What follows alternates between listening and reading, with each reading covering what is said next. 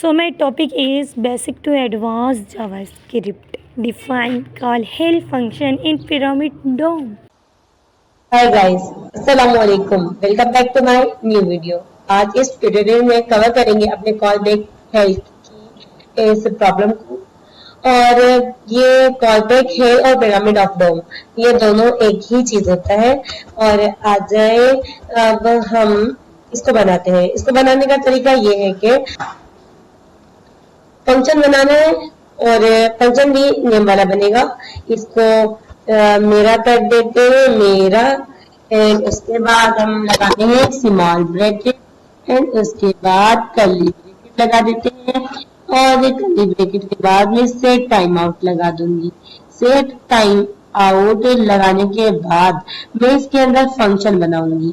अब ये फंक्शन मैं बना रही हूँ एनोनिमस, मतलब इसमें मैं नेम नहीं रखूंगी, बस इसे करवाऊंगी।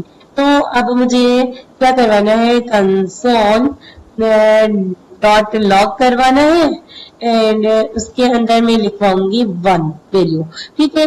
अब मुझे कॉल बैक हेल्प के प्रॉमिस को एनालाइज करना है, तो उसके लिए मैं इधर कॉल बैक भी लगाऊंगी। जैसे मैंने कॉल बैक लगाना आपको सिखाया था, कॉल बैक लग गया। एंड उसके बाद मैं इधर भी ये कॉल बैक पास करवाऊंगी। कॉल बैक ये पैरामीटर पास हो गया। एंड अब मुझे क्या करना है, ये मैंने काम बता दिया। और उसके बाद सेट टाइम आउट का मुझे टाइम देना है। मैं कह रही हूँ कि 2 सेकेंड बाद मेरा ये कोड रन हो। अब ये एक फंक्शन बन गया है जो 2 सेकेंड लेगा ये काम करने में और काम कर देगा। अब मैं एक दूसरा फंक्शन बनाऊंगी। ये मेरा नाम से बनाया था, अब ये मैं 13 कर दूंगी।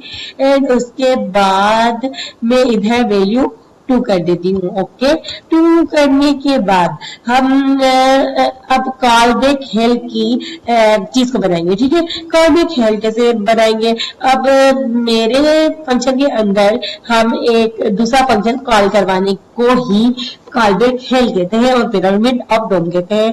अब ये कैसे होगा, देखिए मेरे फंक्शन के अंदर ये देखिए मेरा हो गया एंड इसकी ये स्मॉल ब्रैकेट हो गई। अब इसके अंदर मुझे क्या करवाना है, दूसरा फंक्शन कॉल करवाना है। इसलिए हम एक एनोनिमस फंक्शन देंगे और उसकी जो कर्ली ब्रैकेट होती है उसके अंदर हम 13 फंक्शन को कॉल कराएंगे। ये देखिए अब क्या होगा, ये देखिए 13 और उसके बाद स्मॉल ब्रैकेट लग गई। एंड स्मॉल ब्रैकेट के अंदर हम लिखेंगे फंक्शन लिखेंगे। एंड अगर ये हमें ऐसे फंक्शन लिख लिया एंड इसकी कर्ली ब्रैकेट में हम काम लिख देते हैं। मैं इधर ये लगा रही हूँ डॉक्यूमेंट डॉट राइट। अब आप देखिएगा ये कैसे फंक्शन रन होगा। ये रन भी होगा और इसको करवाने का मतलब प्रोसेस ये होगा कि 2 सेकेंड बाद ऊपर वाला एक फंक्शन रन होगा और उसके बाद 2 सेकेंड बाद ही दूसरा फंक्शन रन करके देगा। कॉल बैक हेल्प में बेसिकली यही काम होता है। अब मैं इधर डन लिख देती हूँ और मैं आपको ये करवा के दिखाती हूँ रन। अब ये देखिए हम आ गए अपने क्रोम ब्राउजर के अंदर और अब हम कंसोल ओपन करते हैं। अब हम दोबारा से ये फंक्शन रन करवाते हैं। 2 सेकेंड बाद देखिएगा फर्स्ट वैल्यू आई, अब 2 सेकेंड बाद दूसरी वैल्यू आई। जैसे ही दूसरी वैल्यू का मतलब वैल्यू शो हुई तो इधर हमारा जो हमने ये वैल्यू लिखी थी कि जब दूसरी वैल्यू हो जाए, कॉल हो जाए दूसरा फंक्शन, उसके बाद ये मेरा डॉक्यूमेंट डॉट राइट में डन लिख कर आ जाए। अब यही होता है हमारा कॉल बैक हेल्प। इस वाली चीज को सिर्फ और सिर्फ इस वाली चीज को कॉल बैक हेल्प कहा जाता है। और कॉल बैक हेल्प और पिरामिड डोम मतलब कि इसी चीज को कहा जाता है।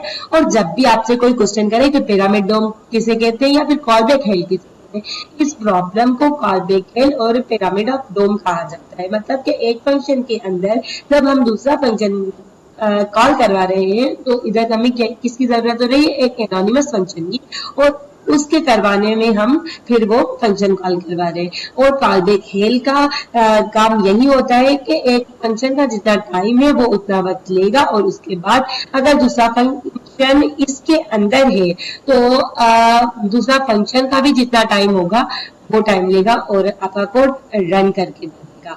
बस इतना सा होता है हमारा कॉल बैक खेल। उम्मीद है कि आपको ये समझ आ गई होगी। तब तक के लिए आप इस पर बहुत ज्यादा प्रैक्टिस करें और ये चैनल को सब्सक्राइब कर दीजिएगा। मिलते हैं आपको नेक्स्ट वीडियो में और मुझे अपनी दुआ में याद रखिएगा। अल्लाह हाफिज।